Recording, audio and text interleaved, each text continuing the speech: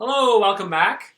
This is Calculus by Dr. Oz. Today we're going to go over an exercise where we're going to find the center of mass. So here we're going to be looking at a planar lamina which comes with a weird geometry. Okay, in fact, you can think that as a composite and consisting of three different laminas. Like the top is a rectangular lamina, the middle one is a square type lamina, and then the bottom one is as well rectangular lamina. So what we're going to do here is to find the center of mass of the planar lamina. So we're going to see where the center of mass is located.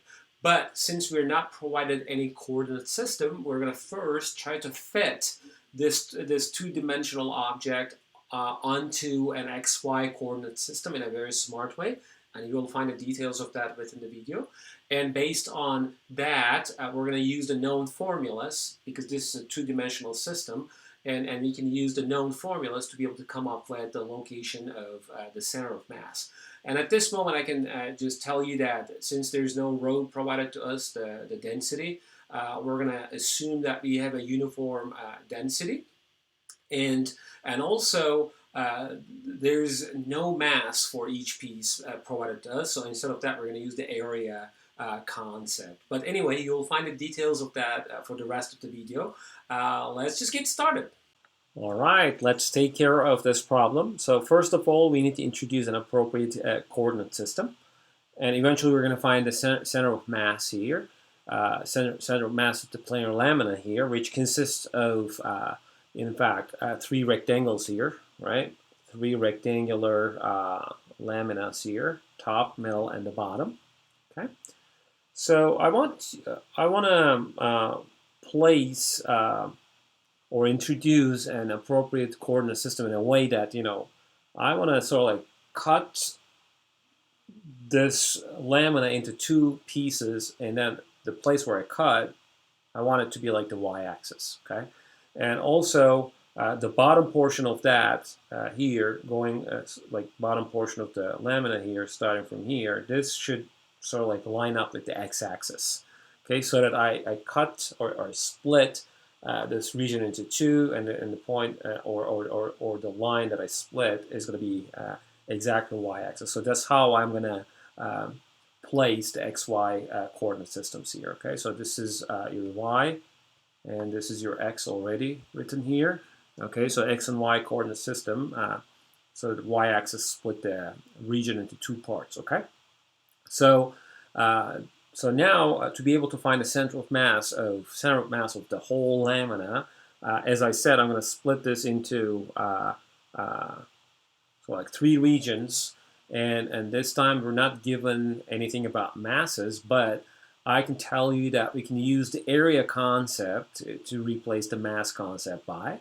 So we can easily find the areas of the top, middle, and the bottom rectangles.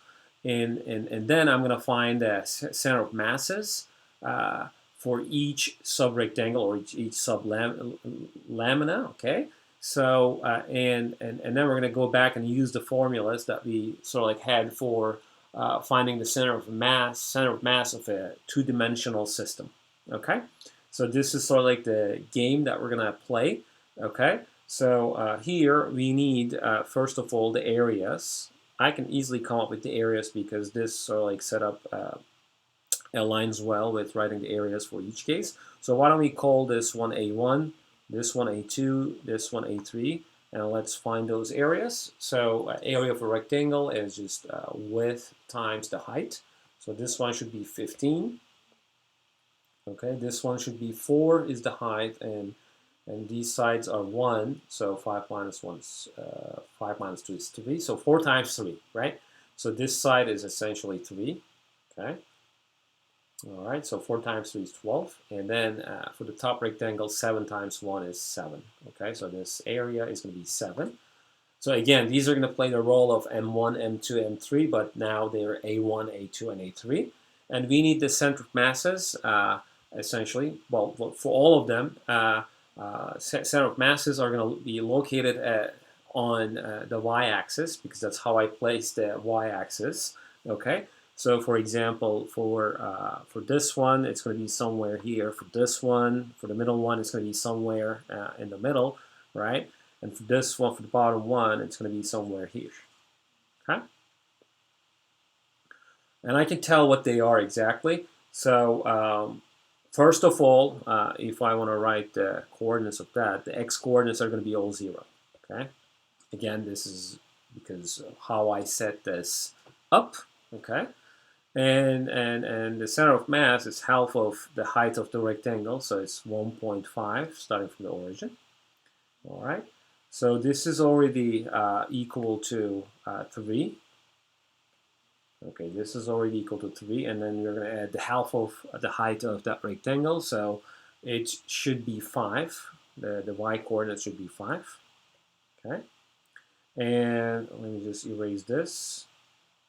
And now look at this. So I have, I need to come up with this height here because that's where the y-coordinate, the center of mass is. So this part is already here, 3. This part is already 4 here. And this part is already just 1/2 here. Okay, so in total you have 7.5. Again, we assume that origin is located right here. Okay, so origin is located right over there. Okay, so let's just wrap everything up. So we have A1, A2, and A3.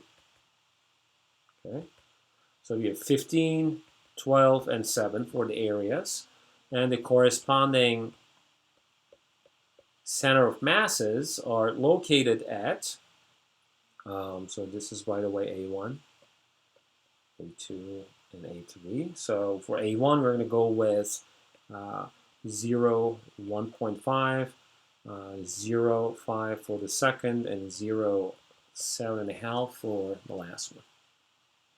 Okay. And the total area, replacing the concept of total mass, is going to be A1 plus A2 plus A3, and that is us adding up 15, 12, and 7. That's 34. So now I can go ahead and write down x bar and y bar. Okay.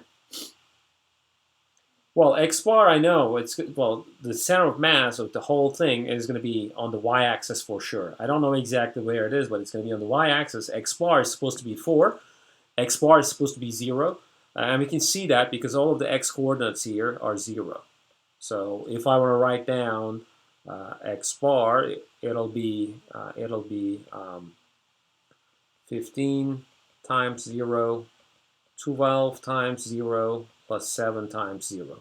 Okay? All divided by 34 takes you to 0. Again, this is no surprise because all of the center of masses of the sublaminas are on the y-axis, so the center of mass of the whole thing should be on the y-axis, and on the y-axis, x coordinates are 0. Okay? So y bars would be 15 times 1.5 plus 12 times 5 plus 7 times 7.5 divided by 34. Okay. And if you crunch those numbers, please do it right now. You can pause the video anytime. Okay.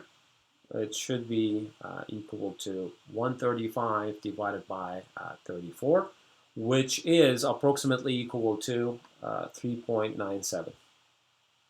Okay. So what does that mean? Well, the center of mass of the whole lamina is, let me just use a different color here, is located somewhere here, okay? That comes with the coordinates 0 and 3.97. All right. So if you just place a hook over there, and if you try to lift this whole lamina up, so at the end of the day, if you put the hook right at the blue dot over there, right here, right, so that the whole planar lamina should stay flat. All right. Again, we were not given any coordinate system, or you were not given masses of sublamina. In fact, sublaminas were not provided us. We were the one coming up with that. right? And you put the XY coordinate system on top of that in a smart way so that the center of mass of the whole lamina is located on the y-axis. Okay, so and then the mass concept is replaced by the area concept, because area times the density is going to take you to the mass, right? So, and at the end of the day, since we're dividing everything by like x bar and y bar is the moment about x-axis and moment about y-axis divided by the total mass. So rho doesn't play any role in finding x bar and y bar. So that's why we just like change that concept to the area concept. Okay. I think this is the end of the video, a very long video. I'm going to stop right here. And if you have any questions or comments, please send those to my way. And I'll try to address as much as I can. All right, bye.